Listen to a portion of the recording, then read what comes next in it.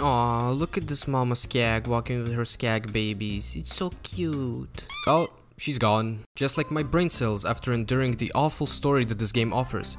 But let's not get carried away and talk about the positives first, the pro bono aspects if you wish. Borderlands 3 doesn't take any risks, or offers anything innovative for that matter. Instead, it expands upon the Borderlands formula, making it much more clean and satisfying, with minor additions like being able to grapple, which allows for fluid traversal, or the slide, which is easily one of my favorite features, as it makes every engagement just slightly more epic. Add on top of that the physics that allow you to send enemies flying with shotguns or explosives, and you get a really enjoyable combat loop. Gunplay as a whole is a more modern Borderlands, nothing really special or bad about it, except Maliwan weapons that need to charge up for some retarded reason. It is the minor details that really put Borderlands 3 above any other Borderlands game in terms of gameplay. Automatically picking up ammo and meds from chests, restocking ammo completely with one button press, and most importantly, you can kill women. Let me rephrase that. Most importantly, fast travel.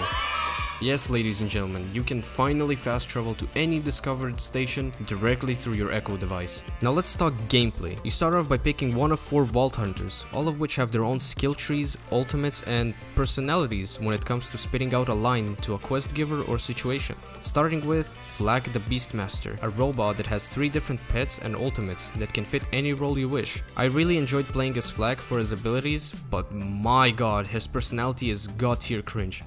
90% of his lines are, "The hunt calls, the hunt begins, the hunt finger in my butt." I've heard it 50,000 times in Apex Legends. Get a better shtick. The remaining 10% are whatever sin upon mankind this is.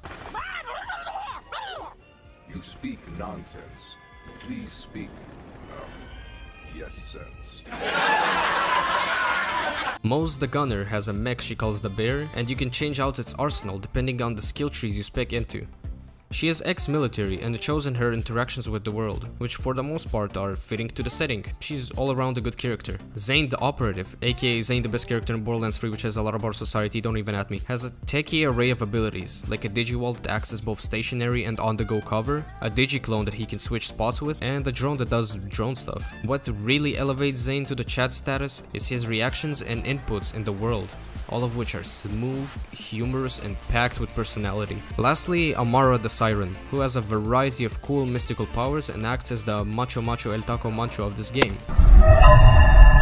Amara is similar to Brick and Salvador from past Borderlands games, and her personality can be summarized with this: "If you are bird, I am your mom." Now that you have selected your Vault Hunter, get some pain relieving pills or lots of beer, because the first 4 hours are absolutely awful. Right as you spawn in, you are greeted by Claptrap, who was always a hit or miss character. In past Borderlands games I didn't really hate Claptrap, but in this game I absolutely can't stand him. It seems like Gearbox decided to make Claptrap infinitely more annoying with the change of a voice actor. The difference is not extreme, but you can definitely hear it. Kudos to the new voice actor for at least coming close. Getting past Claptrap, you get pathetic quests that attempt to pull a funny with jokes that died early in development. I physically cringed throughout the entirety of early Pandora locations because of shit like this. And it only gets worse once you reach Promethea with boomer humor like OMG coffee Starbucks. Don't worry though, it gets worse. Oh snap, I forgot to give you a mixtape. Do you want one? Promethea as a whole is extremely underwhelming. Its only redeeming quality is the boss fights. You would think a new planet would be cool and interesting, but it feels like a budget opportunity from Borderlands 2. Mediocre environment, trash characters, and pure TikTok cringe compilation Borderlands 3 edition quests. Like and subscribe for more epic Fortnite content. I had to take multiple breaks during the first 4 hours of the game, LOL. which is rare for me because I'm a certified video gamer. Only 13% of the humor is funny, despite it making up 51% of the writing, and all of it manifests after you leave Promethea, which is coincidentally where the gameplay as a whole picks up and becomes much more enjoyable in terms of soundtracks, writing, and locations. Henesys is one of my favorite planets because of its aesthetic, pacing, and side quests, one of which genuinely made me pee pee poo poo my pants. Day 11. Found an alley to live in. Warm enough to survive the nights because there's a pressure release valve for the sewer that opens every 20 minutes. This chick lived in a fart cave. She lost everything. God bless Private Beans, man. Sadly, you can complete Henesys entirely in less than an hour, and have no reason to ever return there. My absolute favorite location is Eden 6. The overall best planet the game offers. It's packed full of good quests, great characters, and the best boss fight in the game. And most importantly, the soundtracks are brilliant. They give off that iconic desolate vibe that Borderlands 1 had, which I absolutely adore. The game maintains this quality in the following planets as well, for the most part. Few more quick positives. The original soundtracks and sound effects in this game as a whole are absolutely fantastic. My utmost respect goes to the sound team, God bless. The UI changes are a lovely touch. I love how you can see your character interact with the echo device when you move around in a shop or inventory. Driving in this game actually feels like you're driving a car and not a toddler toy bike like in past Borderlands games. Boss fights in this game are wonderful and have some really simple yet cool mechanics. I have enjoyed every boss fight in this game except Katagawa Jr. And last but not least, Mayhem mode, which allows you to scale up the difficulty and reward percentages without having to play through the garbage tier early game on true Vault Hunter mode. Speaking of garbage, it's time to talk about the story. Warning, spoilers ahead. If you like shitty stories, skip to the time on screen. What the fuck is this piece of shit? The story in Borderlands 3 has to be a shitpost. I can't bring myself to believing someone unironically thought that this is in any way a good piece of writing. Let's start with the villains. The Calypso twins are not a terrible idea. There was potential to make them something interesting, something with a bit of depth, you know? And there was an attempt to do exactly that halfway through the game. However, Gearbox, for some big brain reason, decided that giving the villains depth and a motivator that isn't just me bad would fly over the heads of the 12-year-olds they tried to cater to with the awful humor present in the game. To summarize the creation of the Calypso twins, I have constructed a time machine to see exactly how the writer behind them put the pen to paper, as they say. Okay, time to write good villains. Let's see. Oh, my wife's boyfriend is calling. Hello? Why? You'll buy me V-Bucks if I come home early? Okay, let me finish writing these villains and I'll be on my way. Bruh. Now let's put the villains aside for a moment and look at the rest of the story.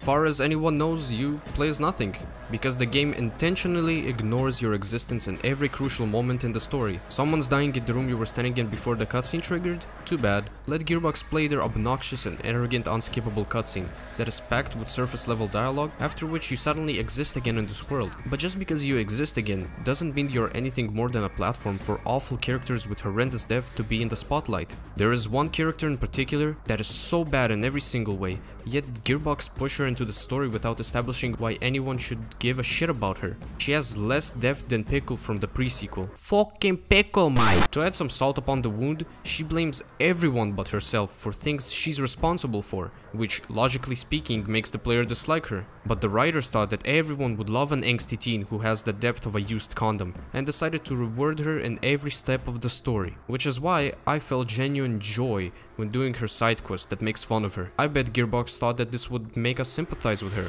like it did in Tina's background quest from Borderlands 2. Now if we go back to the villains, we can see they had potential to be a crux to this annoying twat, which could develop both of them simultaneously, or at least get the villains brownie points from the player, but alas, both sides end up being garbage because Gearbox is on some crack, my dog. The story isn't all bad though. Everything on Eden 6 is just fantastic. There is build-up, development, depth, and great characters like Balix, Wainwright, Clay, and more. But it's all pretty much gone once you leave Eden 6 and you return to the undeniably worst story in the Borderlands franchise. You might be asking yourself, is there any good writing in this game? Perhaps. You see, majority of the writing is awful. Main story aside, you have awful, just straight up awful characters like Vaughn, who in Tales from the Borderlands was decent, but in this game is just a pathetic dude bro. All of the good writing is reserved to very few quests and echo logs scattered throughout the galaxy, most notably ones from Typhon de Leon, the first Vault Hunter. The logs he left behind give backstory to events past and present in a charming way. Much like de Leon's logs, there are Iridian writings left behind by a siren of past time that give a lot of depth to vaults, sirens, and Iridians. Top 5 anti-vibes. Some prominent characters from Borderlands 2 don't make an appearance. My main man Dr. Zed is nowhere to be found, which I really don't appreciate, Gearbox. Those that do make an appearance are either important pillars in the story or completely irrelevant, like Marcus, who stands in his store without a single quest to give. While I love the idea of Mayhem mode, as it saves me from playing through the garbage story again to get better loot, I hate how random it is. Every time you log in and out, the modifiers change. In other words, you have to log in and out until you get the modifiers fitting for your build, because you can't consistently create your build around modifiers themselves. One thing I really can't vibe with is the lack of content in this game. I have completed 98% of the galaxy in less than 2 days. What am I supposed to do now? Farm bosses to get a few garbage legendaries and maybe a single good one? Shee. But I already got the good legendaries I'd need. Why would I farm bosses for awful ones that are only good for selling? On the topic of legendaries, they're way too frequent. Back in Borderlands 2, if I saw a legendary, I'd get a fuzzy feeling in my undies. I expect at least 2 legendaries to drop from a single boss on Mayhem 3. This ain't it, chief. Also, why does it show my class under the health bar? I know who I picked, Gearbox. I ain't one of your peanut-brained writers. Why can't it just show my class mod like it did in every other Borderlands game? And last but certainly not least, the biggest offender of all. The art direction of enemies, specifically bandits, is quite possibly the ugliest shit I've ever seen. We went from Borderlands where you fight bandits to Borderlands where you fight Peter Griffin's long-lost friends. To wrap all of this up, Comedylands 3 is the best Borderlands gameplay-wise. I truly enjoyed the gameplay and will continue to enjoy it in the foreseeable future. However, as a complete product, with the story and writing included, this is possibly the worst Borderlands to date. So if you're a person who played for the story, universe and lore, you might want to wait or do some research to see if this is something deserving of your money. As a whole, Borderlands 3 is the Fallout 4 of Borderlands, which is why my final rating for this game is a whopping 6 out of 10. Don't forget to like, follow, and become a crab! Hell no.